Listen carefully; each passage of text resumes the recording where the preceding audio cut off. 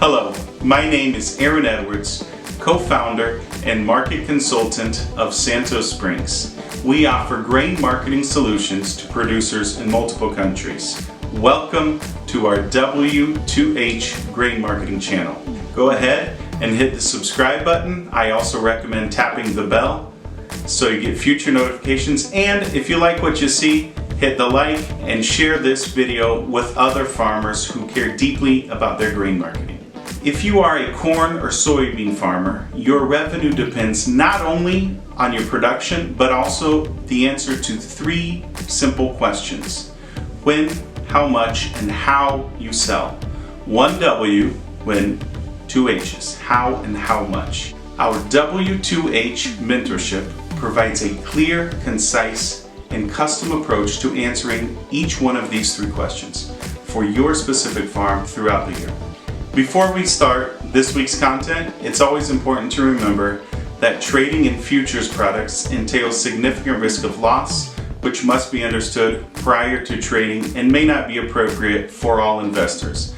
This commentary and the information contained within should be considered market commentary and reflect the opinions of the author. For those of you watching this with a delay, if you are a U.S. corn or soybean farmer and want to stop being held hostage by market uncertainty, let us teach you how to place each one of your bushels in a grain marketing strategy specifically designed to optimize your farm's revenue. Click on the link and we'll work together to see if our W2H mentorship is the right next step for your grain marketing. April 1st, 2025. Yesterday we had a big report. We're on the other side of it. Planting's right around the corner. It's time for spring. I'm excited to see what this next upcoming crop year holds. It's always exciting when springtime rolls around. I'm sure it's exciting in the field, and it's usually exciting in the markets as well. As always, we're going to start with the recommendations. We'll get into the logic behind it a little bit later, but let me make sure we get this screen up here and shared, and let's go over it. So basically, these recommendations is just how do we want to be positioned stepping into the spring growing season. So we're going to re-own an additional 20% of quarter four corn bushels. We're going to use the July contract. This will get us to 100% re-ownership of our quarter four corn bushels. We're also going to re-own an additional 20% of quarter four soybean bushels. We're going to use the July contract. This will get us to 100% re-ownership of quarter four bushels. And we are going to re-own an additional 25% of quarter one soybean bushels. We're going to use the July contract. We're going to get to 75% re-ownership on quarter one bushels. Over the last few weeks, 3 weeks, this will be the third week in a row. So last 2 weeks plus this week, we've really layered in a significant re-ownership position. We're going to talk about that later, but big picture, we usually get a spring rally. On quarter one, we made good sales. On quarter four, we've already made sales because quarter four came and went. We've already made a little bit on re-ownership. The first go around, markets are settling back down and we're stepping back into this, waiting for that spring rally. That's the big picture about this. And let's go over some report numbers. We got that report yesterday. There's two big numbers to look at. One is the ending stocks, and I'll just paint a picture for you on ending stocks because I think it's almost more helpful. So first of all, if we compare it, ending stocks for corn year over year, ending stocks have come down, which is interesting for me because we have demand questions around the trade war. This go around, corn has been a little higher protagonist on the trade war than soybeans, and we have demand questions, but we're still, from an ending stock standpoint, we're a little tighter than we were year over year on corn, not ending stocks, sorry, quarterly stocks, the quarterly report. Soybeans went the other way, which is really not a surprise with as big of a crop as there is in South America. South America is getting all the demand, so our soybean stocks aren't really dwindling. Not much of a surprise there. What is interesting, and I said not much of a surprise, the quarterly stocks for both corn and soybeans, so a little bit less on corn, a little bit more for beans compared to last year. Both of those numbers perfectly in line with market expectations. So I don't think we saw really almost any reaction from the market from a quarterly stocks standpoint. What we do, the bigger information, in my opinion, was the acreage, and I think we kind of knew that coming into the report, that the acreage would be the bigger number. So I do want to just kind of paint a picture here on the acreage. We're going to punch in the numbers. These are in million acres, and we're going to compare the USDA outlook from about a month ago into February to the numbers published yesterday. So looking at corn in the outlook, there was 94 million acres was the number. The number on yesterday's, let me make this bigger here. Okay, so we'll start that again now that I got it. Okay, so looking at the numbers, comparing the USDA outlook from the end of February for corn acres. In the outlook, they said there would be 94 million acres. That number came in on yesterday's report at 95.326, which is a difference or a change of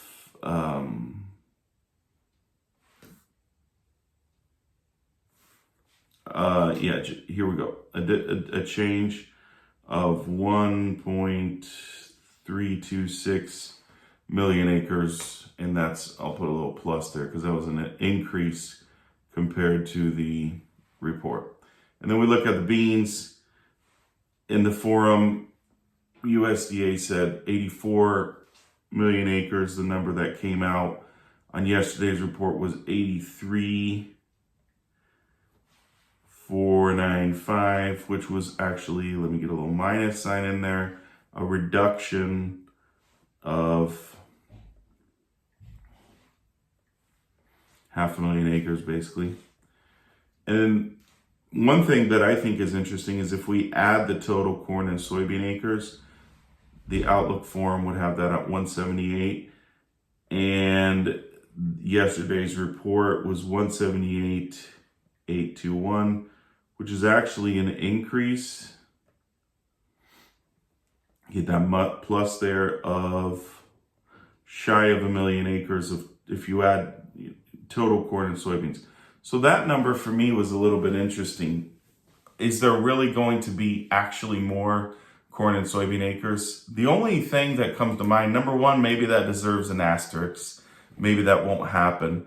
The only thing that comes to mind is if the $10 billion, if that moved the needle with anybody and they're saying, yeah, I'm going to plant a little bit more. I don't know. My personal opinion about these early numbers is, do we really need them? I mean, the market pays attention to them, so we pay attention to them. It really brings me to the next issue that I wanted to go over, and that's what we always start with, is just the pyramid. So we build the market plan portfolio. Quarter 4 cash sales have been made. Quarter 1 cash sales have been made. How do we want to be positioned within this portfolio? Well, let's look at the green level. A big part of that is seasonality. And we got the funds and the technicals. We'll talk about the funds and the technicals in just a little bit.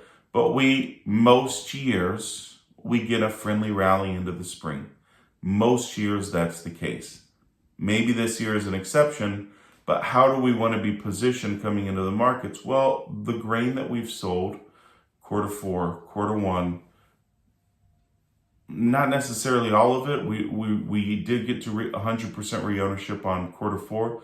We're not there on quarter 1. Not sure we need to get there.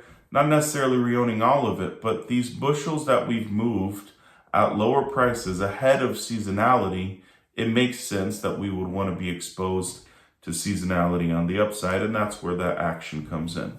So it's important, in my opinion, for us to not get caught up on, I came in a week early or 2 weeks early, or this is a little uncomfortable. We have to look at the year. We have to look big picture. Sales were made. Quarter four, there was a little reownership. Some hedges were made on quarter one. Markets fell off. We had to finish up sales. How do we want to be exposed to the seasonal time? Maybe it's sideways. Maybe it's down. It could be down. But a lot of years we get a spring rally. We just don't know what spring holds. So let's start with kind of the soybeans here. And I just wanted to point out something that I've thought personally is pretty interesting here on the soybeans. So this week's number is down again, and the feeling is, oh my goodness, are these speculators, are they going to sell?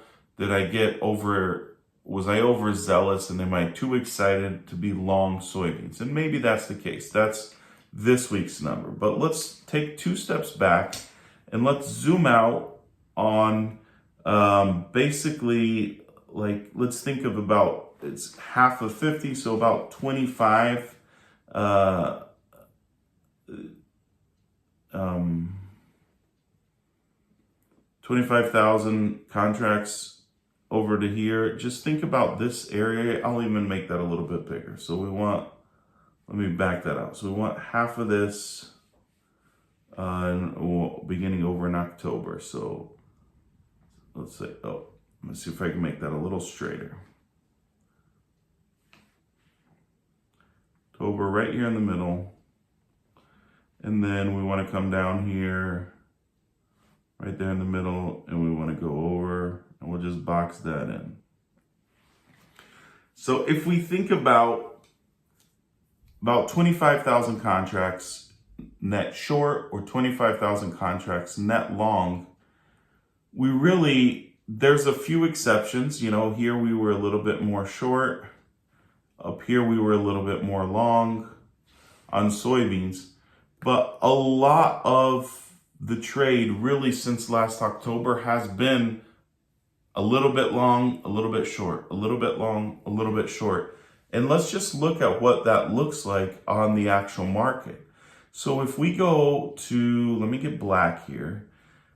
If we go to the July soybean market and we go back to October, this is July beans. Let me move this to the bottom. Well, actually, I'll move it over here to the side. There we go. If we look at about a 10, I'm going to call this 10 maybe, price range, up to, we'll call it maybe 1045 or something like that. If we box this in, you could see that, sure, we've gone under it. We've gotten over it a couple of times. But we have spent, since last October, we have spent an awful lot of time between, say, 1010 and 1040 on this market. So is the market going to absolutely collapse? Maybe. That's always a possibility. No crystal ball. We could get something bearish that really surprises us. But if we look at technical trade, we have, once we got up the last 3 sessions, it looks like maybe not, right? We're sitting right at the 20-day. If we stay above the 20-day, we'd expect some type of trade like that.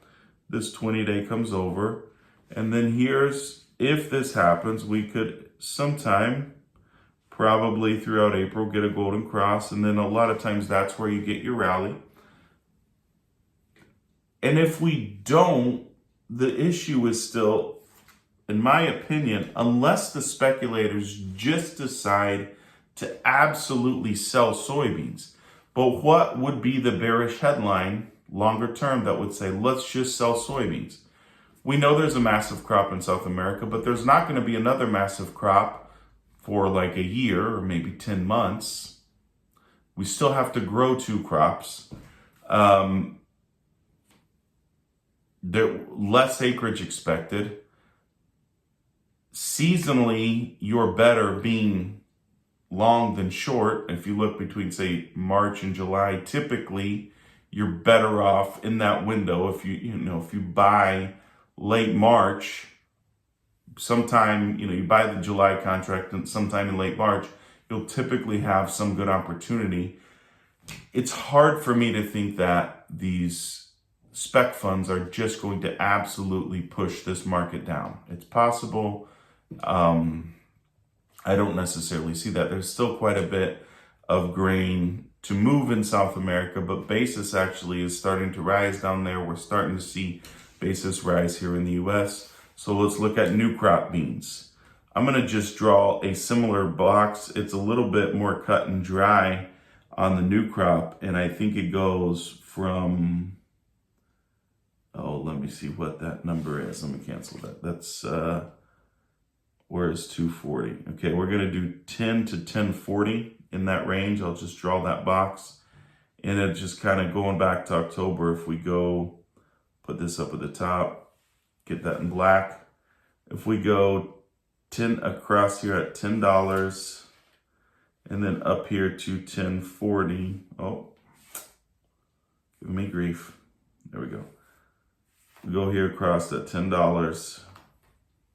We go up to 1040, then back over.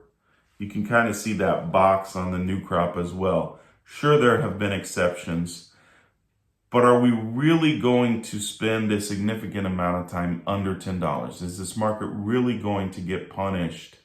Or is it more likely that at some point in time, speculators come in and are willing to buy it? Now we want to shift gears and we want to go to corn. What's interesting about corn, and there's two, let me share the screen first. There we go.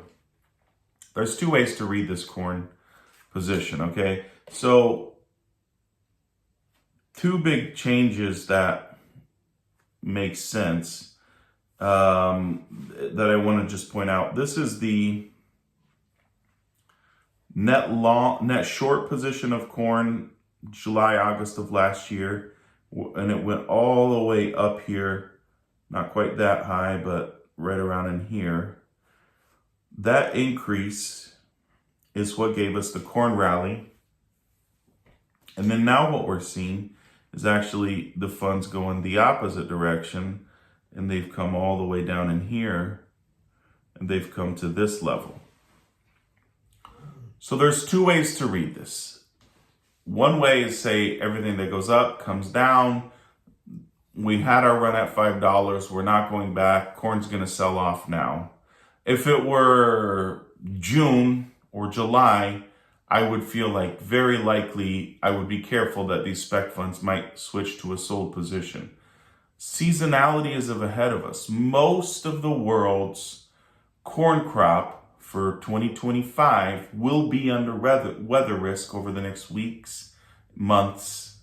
We have most of the world corn will be threatened over the next few months.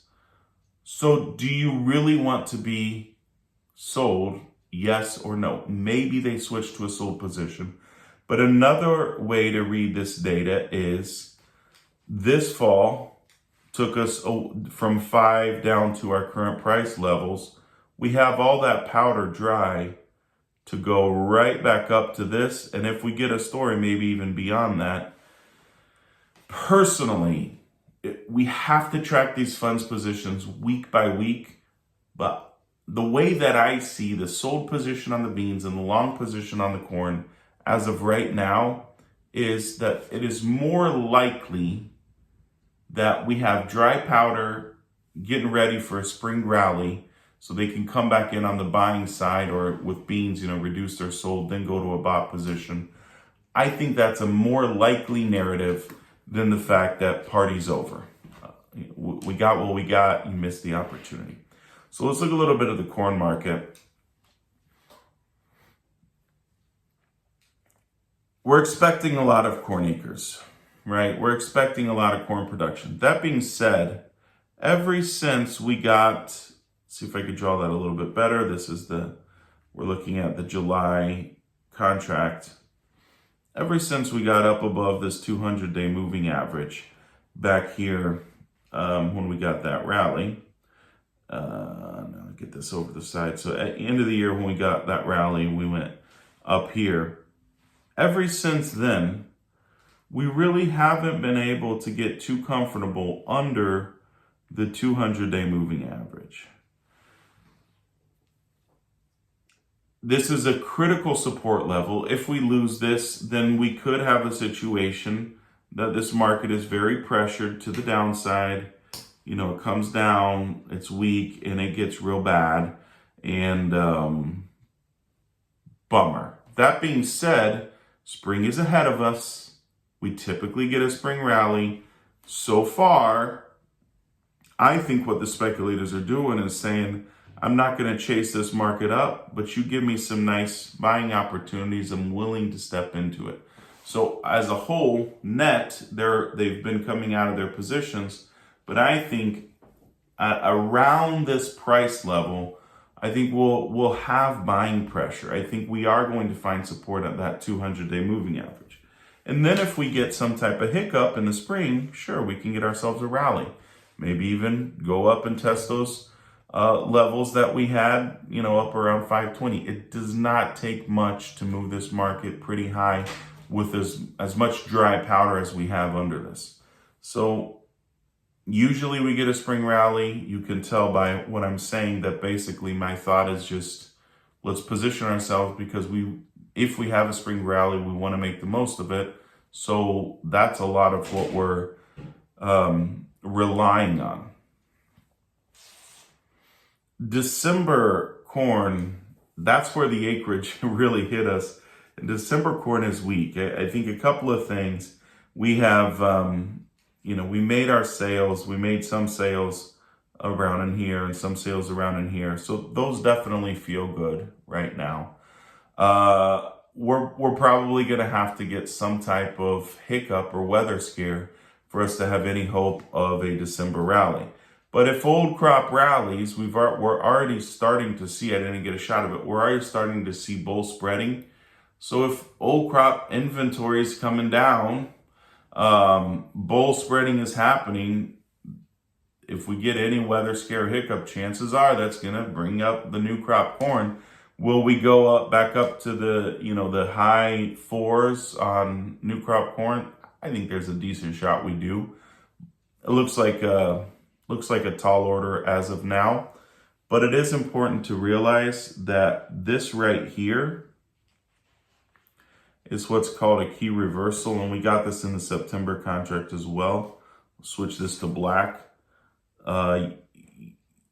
Yesterday's session on the new crop corn is a key reversal. We're in the same session. You take out the low, you take out the high, and you end with a green day. So I think very likely the low tick from yesterday is going to be the low tick for a while on new crop corn. I think we're going to get a new crop corn recovery.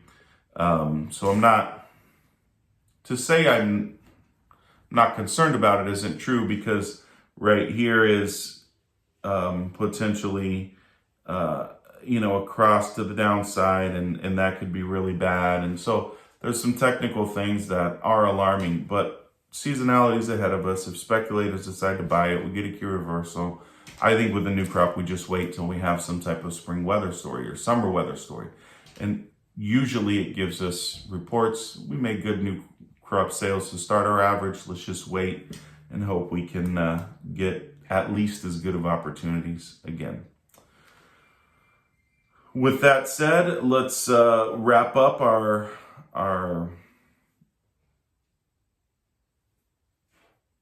summary here, and actually don't have any questions for today, so we will end with this summary.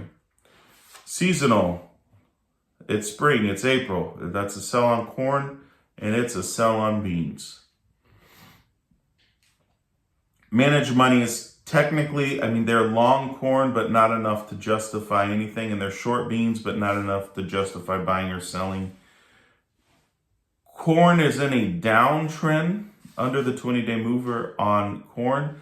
I'm going to go ahead and put neutral on beans just because we are sitting right at the 20-day moving average. So if we get a green day, if it goes up, it's an uptrend. If it goes down, it's a downtrend. We're just sitting right there. So I'm going to put neutral on that. And let's talk a little bit about basis. Basis levels for corn and soybeans are starting to recover in many regions, comma, and are back close to average historical levels for this time of year.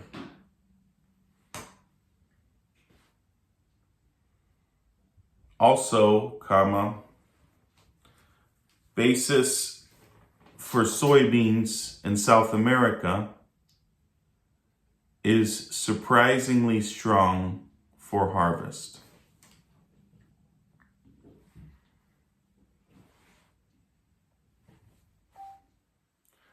I don't think we have a demand problem.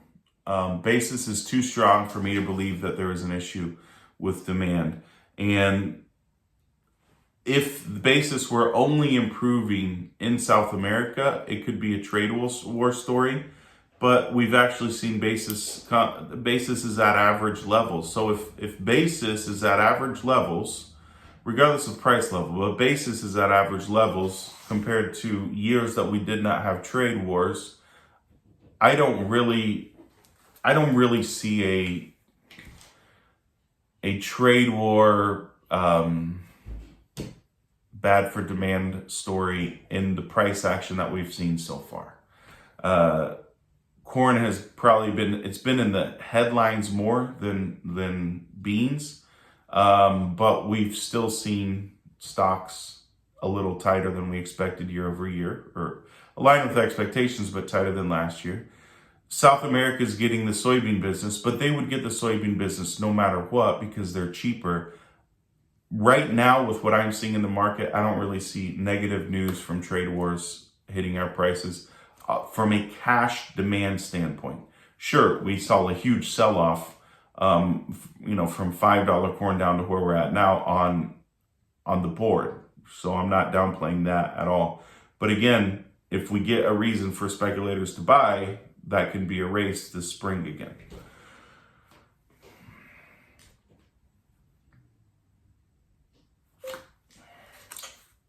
The soybean market is working to stay above the 20-day moving average, comma. If it can stay in an uptrend, we could likely see a golden cross or the testing of a golden cross in the next couple of weeks.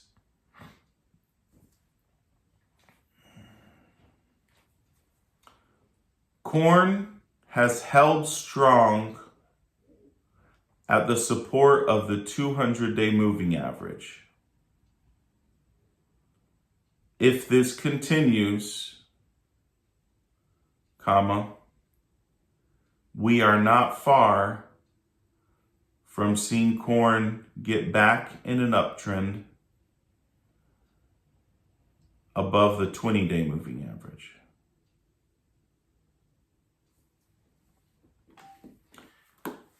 In a nutshell, to kind of summarize the thought process, we are at a value area that the markets have been comfortable in.